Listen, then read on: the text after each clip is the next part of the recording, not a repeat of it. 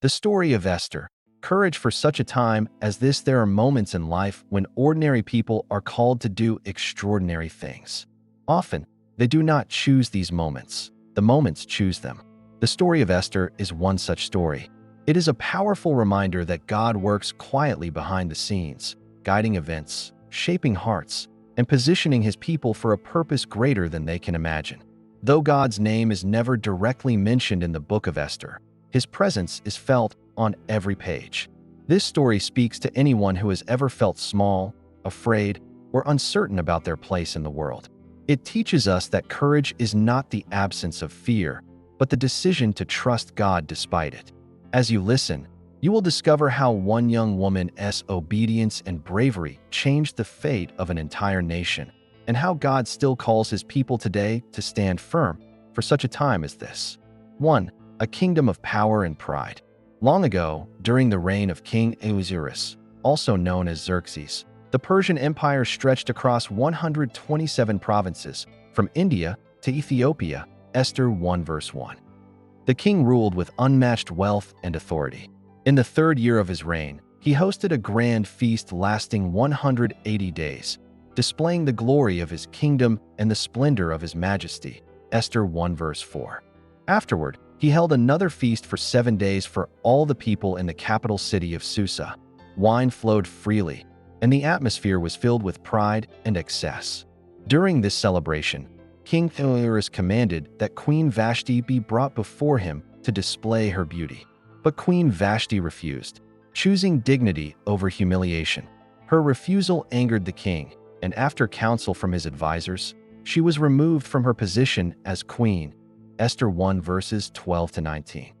This decision set in motion events far beyond anyone's understanding.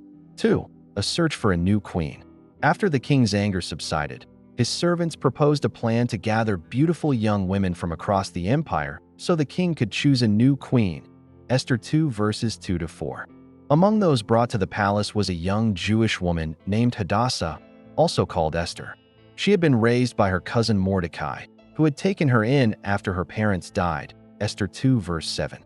Esther was gentle, wise, and beautiful, but more importantly, she was humble. Mordecai instructed her not to reveal her Jewish identity, and she obeyed him faithfully. Esther 2 verse 10.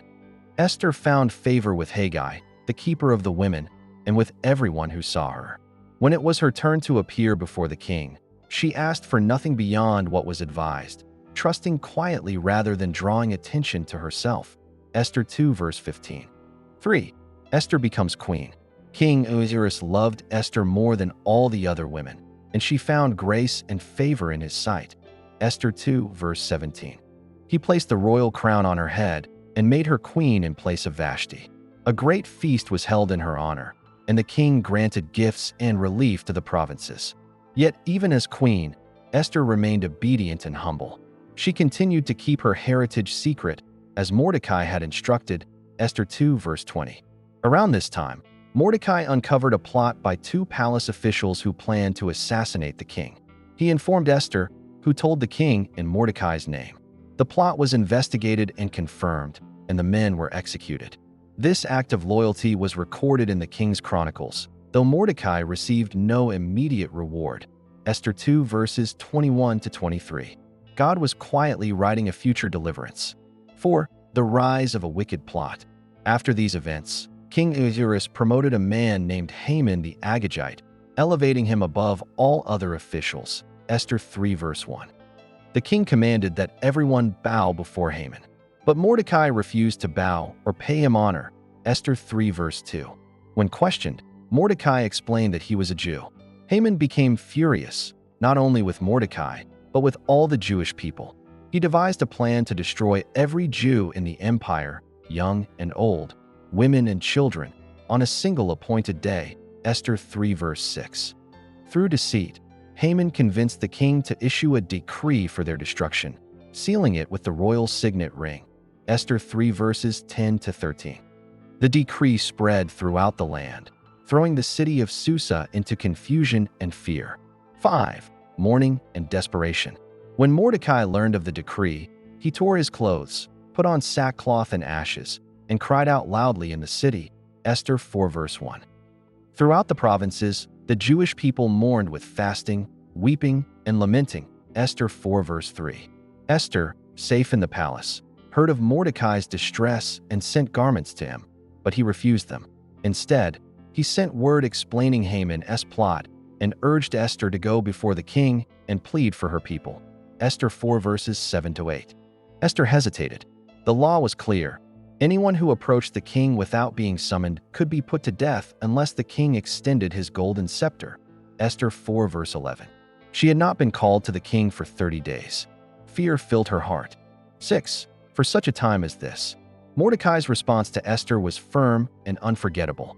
He told her, "Do not think that because you are in the king's house you alone of all the Jews will escape." Esther 4 verse 13. He continued, "If you remain silent at this time, relief and deliverance for the Jews will arise from another place. And who knows but that you have come to your royal position for such a time as this." Esther 4 verse 14. These words pierced Esther's heart. She realized that her position was not an accident. It was a calling. Esther sent a message back to Mordecai, asking all the Jews in Susa to fast for 3 days, night and day. She said, "I will go to the king, even though it is against the law. And if I perish, I perish." Esther 4 verse 16. Courage replaced fear. 7. Esther approaches the king. On the third day, Esther put on her royal robes and stood in the inner court of the palace. Esther 5 verse 1.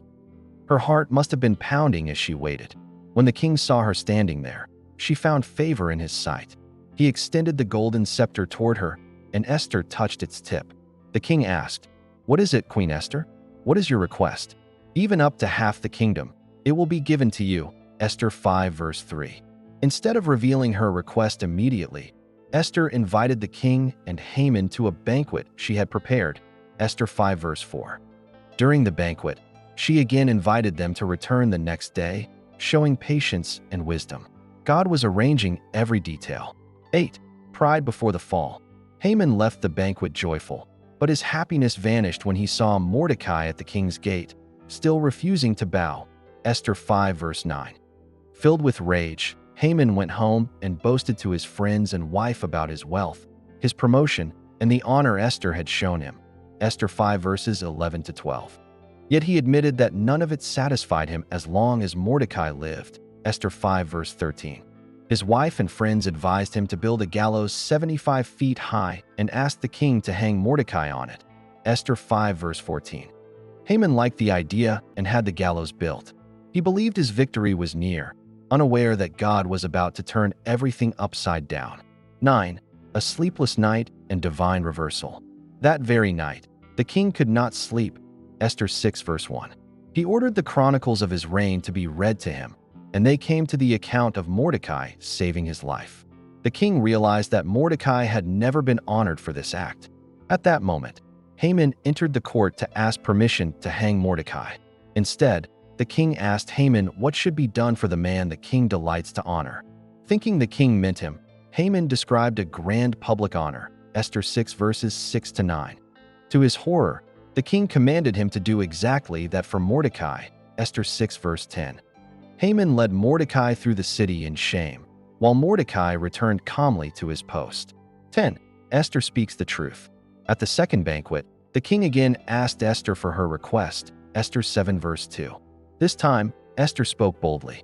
She said, "If I have found favor with you, grant me my life and spare my people." Esther 7 verse 3. She revealed that she was a Jew and that her people had been sold to destruction. The king was furious and demanded to know who was responsible. Esther pointed to Haman and said, "An adversary and enemy. This foul Haman." Esther 7 verse 6. Haman trembled with fear. As the king stepped outside in rage, Haman begged Esther for his life. When the king returned and saw Haman falling on Esther's couch, his anger burned even more. 11. Justice is served. One of the king's officials informed him of the gallows Haman had prepared for Mordecai. The king ordered, "Hang him on it." Esther 7 verse 9. And so Haman was executed on the very gallows he had built for another. The king's anger subsided, and Esther was given Haman's estate, while Mordecai was promoted to a high position. Esther 8 verses 1 to 2. Yet the decree against the Jews could not be revoked. Esther once again approached the king, weeping and pleading for her people, Esther 8 verse 3. Moved by her courage, the king allowed a new decree to be written, granting the Jews the right to defend themselves, Esther 8 verse 11. 12. Deliverance and joy. When the day arrived, the Jewish people stood together and defended themselves against their enemies, Esther 9 verses 1 to 2. God turned what was meant for evil into victory. The Jews gained relief from their enemies, and sorrow was turned into joy, Esther 9 verse 22. Mordecai was honored throughout the kingdom, and peace followed. The festival of Purim was established to remember how God delivered his people through courage, faith, and obedience, Esther 9 verses 26 to 28. Though God's name was never spoken, his hand was unmistakable. 13. Mordecai's leadership and God's hidden hand. After the danger passed, Mordecai stepped fully into his new role of leadership. The king appointed him second in rank, giving him authority to guide the affairs of the kingdom, Esther 10 verse 3. Mordecai did not use his power for personal gain. Instead, he worked for the good of the people and spoke up for the welfare of all the Jews. His wisdom and humility earned him respect throughout the empire. The Bible tells us that Mordecai was great among the Jews and well received by his many brothers because he sought peace and prosperity for his people. Through Mordecai's leadership, God brought stability where chaos had once ruled. This reminds us that God often raises faithful servants quietly and uses them to bring lasting peace. Even when God's name is unseen, his guidance is never absent. 14. The lasting legacy of Esther's courage. Esther's courage did not end with one brave decision. Her story became a testimony passed down through generations. The festival of Purim was established so the Jewish people would never forget how God turned mourning into celebration and fear into victory. Esther 9 verses 27 to 28. Each year, families would remember that deliverance came through obedience, fasting, unity, and courage. Esther showed that God can use anyone, young or old, powerful or unknown, to fulfill his purposes. She did not rely on her beauty or position, but on faith and willingness to act when the moment came. Her life teaches us that courage grows when we trust God more than our fears. What began as a hidden orphan girl ended as a queen whose faith saved a nation. 15. A timeless message for every generation. The story of Esther speaks across time to every believer facing difficult choices. Like Esther, we may find ourselves standing at a crossroads, unsure of the outcome, afraid of the cost. Yet God's word reminds us that he places us where we are for a reason. Though the world may seem uncertain, God remains in control. Esther teaches us that silence in the face of injustice is not faith, but obedience often requires bold action. Her story asks each of us a powerful question. What if this moment, this challenge, this calling, is yours for such a time as this? When we trust God and step forward in faith, he can bring deliverance not only to us, but to many through us. Conclusion: a call to courage. The story of Esther reminds us that God places his people exactly where they need to be. You may feel unseen, unqualified, or afraid, but God sees the whole picture. Esther was not born into royalty. She was placed there by divine purpose. Her courage saved a nation. Today, God still calls his people to stand for truth, love, and faith, even when it is difficult. Like Esther, we must trust that God is at work behind the scenes. And when the moment comes, may we be ready to say with faith and courage, "If I perish, I perish," knowing that we were placed here for such a time as this.